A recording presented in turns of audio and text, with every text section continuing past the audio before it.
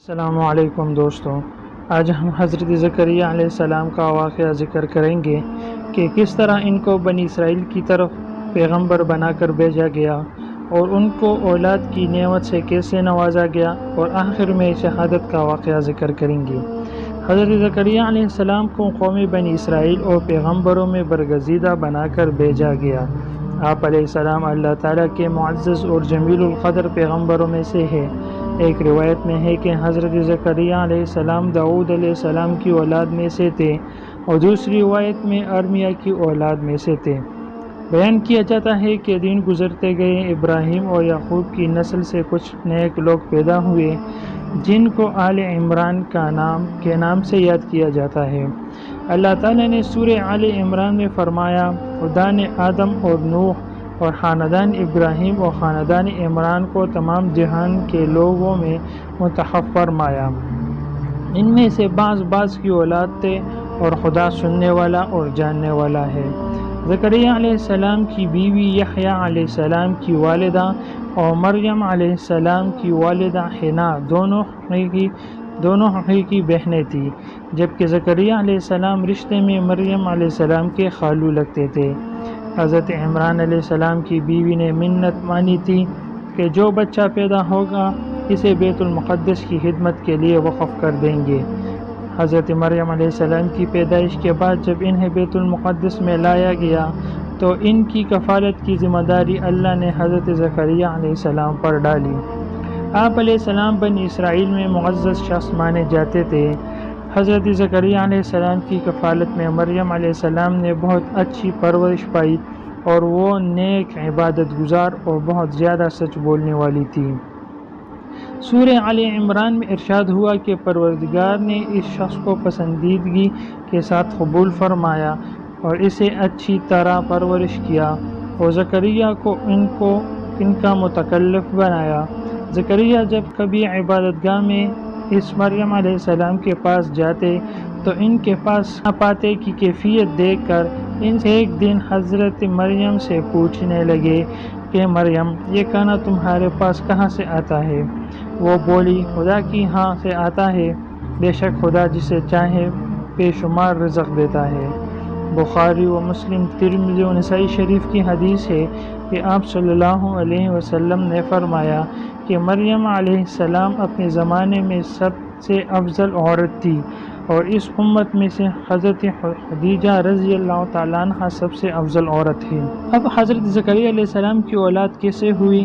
تو زکریا علیہ السلام نے جب حضرت مریم علیہ السلام کی فضیلت دیکھی تو ان کے دل میں بھی اولاد کی خواہش پیدا ہوئی، کیونکہ اس وقت تک آپ بے اولاد تھے، جبکہ آپ کی عمر اس وقت 100 سال سے زیادہ تھی، اور بیوی 90 سال کی تھی۔ اولاد کی شدید تمنا کے باعث انہوں نے اللہ سے مدد مانگی، جس کا ذکر یوں ہوتا ہے۔ ترجمہ: یہ تمہارے پروردگار کی مہربانی کا بیان ہے جس نے اپنے بندے زکریا پر کی، اور جو میری اور اولاد یعقوب کی میراث کا مالک ہو۔ اے میرے پروردگار، اس کو خوش اتوار بناؤ۔ زکریا علیہ السلام اپنے دور میں اکیلے ہی نبی تھے۔ ان کے دور میں اصحاب اور رشتہ دار میں کوئی قابل آدمی نہ تھا، تو ہم نے ان کی پکار سن لی اور ان کو یحییٰ بخشنے اور ان کی بیوی کو ان کے حسن معاشرت کے قابل بنا دیا۔ یہ لوگ لپک کر نیکیاں کرتے اور ہمیں امید سے پکارتے اور ہمارے آگے عاجزی کیا کرتے تھے۔ زکریا علیہ السلام یہ سن کر خوش ہوئے اور حیران بھی، کہنے لگے، پروردگار، میرے ہاں کس طرح لڑکا ہوگا، جس حال میں میری بیوی بانجھ ہے اور میں بڑھاپے کی انتہا کو پہنچ گیا ہوں۔ اللہ تعالیٰ نے جواب دیا، حکم ہوا کہ اس طرح ہوگا، تمہارے پروردگار نے فرمایا ہے کہ مجھے یہ آسان ہے کہ میں پہلے تم کو بھی پیدا کر چکا ہوں اور تم خود چیز نہ تھے۔ زکریا علیہ السلام نے عرض کیا، اے پروردگار، میرے لیے کوئی نشانی مقرر فرما دیجئے۔ فرمایا، نشانی یہ ہے کہ تم صحیح و سالم ہو کر 3 دن رات لوگوں سے بات نہ کر سکو گے۔ جب اللہ نے نشانی ظاہر کی، چنانچہ جب وہ وقت آیا کہ آپ علیہ السلام بول سکتے تھے مگر بول نہ پائے، اور صبح و شام اللہ کی عبادت میں مصروف رہتے، یہ نشانی تھی کہ ان کے ہاں بچہ پیدا ہونے والا ہے۔ پھر وہ عبادت کے حجرے سے نکل کر اپنے قوم کے پاس آئے تو ان سے اشارے سے کہا صبح و شام خدا کی یاد کرتے رہو۔ اللہ تعالیٰ نے سورہ آل عمران میں فرمایا وہ ابھی عبادت گاہ میں کھڑے نماز ہی پڑھ رہے تھے کہ فرشتوں نے آواز دی کہ زکریا خدا تمہیں یحییٰ کی بشارت دیتا ہے۔ جب خدا کے فیض یعنی عشاء کی تصدیق کرے گی اور سردار ہوں گے اور عورتوں سے رغبت نہ رکھنے والے اور خدا کے پیغمبر یعنی نیکوکاروں میں سے ہوں گے، اللہ نے انہیں یحییٰ کی روپ میں انتہائی فرمانبردار نیک و صالح پرہیزگار اور عبادت گزار بیٹا عطا فرمایا۔ زکریا علیہ السلام اللہ تعالیٰ کا شکر بجا لائے اور قوم بنی اسرائیل کو وعظ و نصیحت کرتے رہے۔ جب بنی اسرائیل نے حضرت زکریا علیہ السلام کو مارنے کا قصد کیا تو آپ نے ظالموں سے بچنے کے لیے ایک درخت کے کلنے تنے جاتے ہوئے دیکھا۔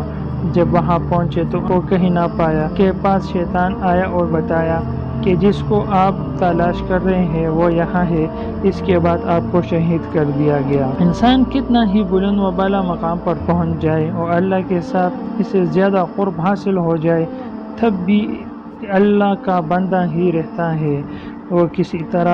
وہ کسی بھی بلندی پر پہنچ کر وہ اللہ یا اللہ کا بیٹا نہیں ہو سکتا، نہ ان کا شریک ہو سکتا ہے۔ اللہ جل شانہ کی ذات پاک ہے، وحدہ لا شریک ہے اور باپ بیٹے کی نسبتوں سے پاک ہے، لہٰذا ہمیں اپنے آپ کو لمحہ لمحہ گمراہی سے بچنا چاہیے تاکہ اللہ کی پکڑ سے بچے رہے۔